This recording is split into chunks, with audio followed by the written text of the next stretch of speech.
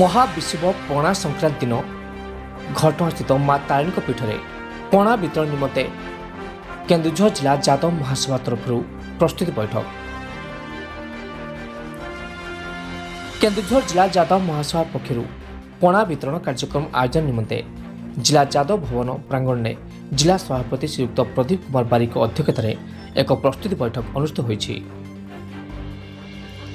ଏଥିରେ ଉପଦେଷ୍ଟା ଆଚାର୍ଯ୍ୟ ଦାଶରଥୀ ପ୍ରଧାନ, ଶ୍ରୀଯୁକ୍ତ କ୍ଷେତ୍ରବାସୀ ମହାକୁଡ଼, ଶ୍ରୀଯୁକ୍ତ ପୁରୁଷୋତ୍ତମ ଦାସ, କାର୍ଯ୍ୟକାରୀ ସଭାପତି ସଞ୍ଜୀବ କୁମାର ପଲେଇ, ସମ୍ପାଦକ ପୂର୍ଣ୍ଣଚନ୍ଦ୍ର ନାୟକ, ସଂଗଠନ ସମ୍ପାଦକ ରାଜକିଶୋର ବାରିକ, କାର୍ଯ୍ୟାଳୟ ସମ୍ପାଦକ କାର୍ତ୍ତିକ ଦାସ, ଯୁବ ଯାଦବ ମୋର୍ଚ୍ଚା ସଭାପତି ଶ୍ରୀ ପ୍ରଶାନ୍ତ କୁମାର ପଲେଇ, ମହିଳା ମୋର୍ଚ୍ଚା ସଭାନେତ୍ରୀ ସୁରତି ଘଣା, କାର୍ଯ୍ୟକାରୀ ସଭାନେତ୍ରୀ ମମତା ସିଂ, ସଦର 2 ବ୍ଲକ ସଭାପତି ଶ୍ରୀ ଜିତେନ୍ଦ୍ର ବେହେରା, ଯୋଡ଼ା ବ୍ଲକ ସଭାପତି ଶ୍ରୀ ଦଶରଥ ବାରିକ, ବାଂଶପାଳ ବ୍ଲକ ସଭାପତି ଶ୍ରୀ ମାନସ ବାରିକ, ଆନନ୍ଦପୁର ବ୍ଲକ କାର୍ଯ୍ୟକାରୀ ସଭାପତି ଶ୍ରୀ ରମେଶ ଚନ୍ଦ୍ର ନାହକ, ସଦର ବ୍ଲକ ସମ୍ପାଦକ ପ୍ରଣବ ଧ୍ୱଜ କବି ଏବଂ ଅମର ସିଂ ପ୍ରମୁଖ ଯୋଗଦାନ କରି ସୁଚିନ୍ତିତ ମତାମତ ପ୍ରଦାନ କରିଥିଲେ।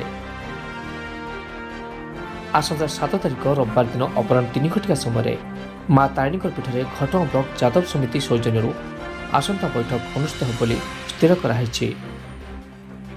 ସେହି ସଭାରେ ଦାୟିତ୍ୱ ବଣ୍ଟନ କରାଯିବ ବୋଲି ସଭାପତି ଘୋଷଣା କରିଛନ୍ତି।